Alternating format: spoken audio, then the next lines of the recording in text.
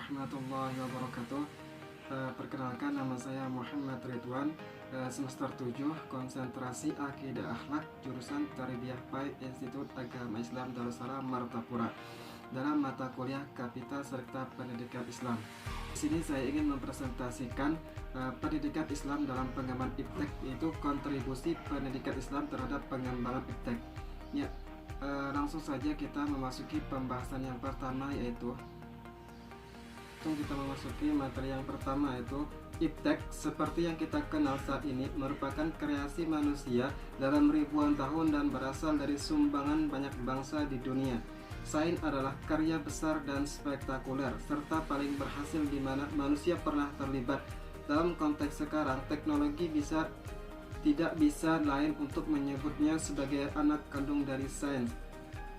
Seperti yang sering kali dikemukakan oleh Abdul Salim, teknologi tanpa dukungan sains tak akan berkembang. Dengan demikian, istilah iptek pada dasarnya menunjukkan adanya satu kesatuan antara sains dan teknologi, atau keduanya ibarat dua muka dari satu mata uang. Pendidikan Islam dalam hubungannya dengan iptek. Kemajuan teknologi dalam tiga dasawarsa ini telah menempatkan pengaruhnya pada setiap dan semua kehidupan individu, masyarakat, dan negara. Dapat dikatakan bahwa tidak ada orang yang dapat mengelakkan dirinya dari pengaruh perkembangan ilmu pengetahuan dan teknologi. Iptek bukan saja dirasakan oleh individu, akan tetapi dirasakan pula oleh masyarakat, bangsa, dan negara. Kenyataan untuk merebut teknologi dan ilmu pengetahuan tersebut adalah sangat penting, yang mana pembangunan nasional diarahkan dengan orientasi pada teknologi industri. Dalam hal ini tak terkecuali dalam bidang pendidikan. Ya, next.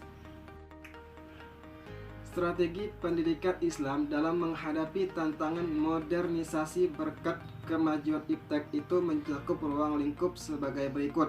Yang pertama, motivasi kreativitas anak didik ke arah pengembangan iptek itu sendiri, di mana nilai-nilai Islami menjadi sumber acuannya.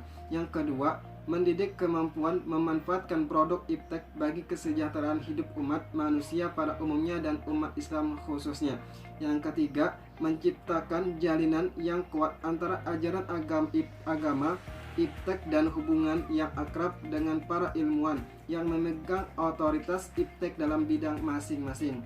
Yang keempat, menanamkan sikap dan wawasan yang luas terhadap kehidupan masa depan umat manusia melalui kemampuan menginterpretasikan ajaran agama dari sumber murni kontekstual dengan masa depan kehidupan manusia bersumbernya.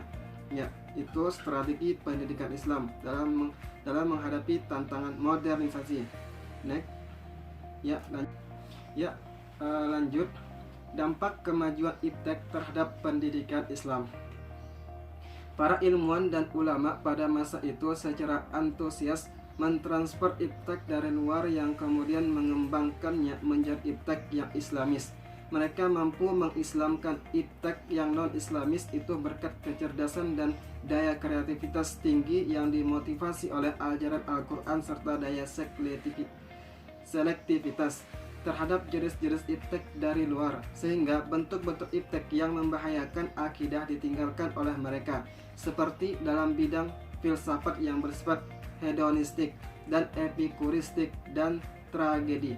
Karena Islam mengajarkan kehidupan yang penuh dengan optimisme, rahmat, dan berkat dari Allah Subhanahu wa Ta'ala, bukan mengumbar nafsu-nafsu rendah, bersikap pesimisme dan melankolisme. Maka mereka mengembangkan pola pikirnya dalam hidup kalam yang secara filosofis menganalisis tentang kehidupan eksatologis dan metafisis, di mana Tuhan menjadi penentu yang final.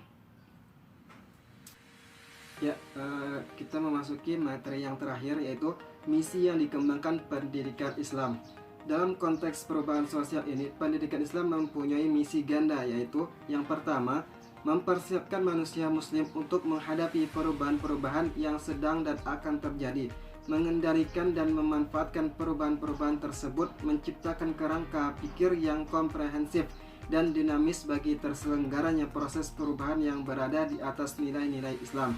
Yang kedua, memberikan solusi terhadap akses negatif kehidupan modern yang berupa dipersonalisasi, frustasi, dan keterangsingan umat di dunia modern.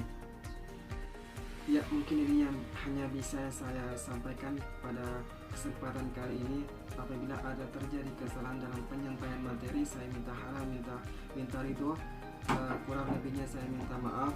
Akhirul kalam, saya ucapkan wabillahi taufik wal hidayah. Assalamualaikum warahmatullahi wabarakatuh.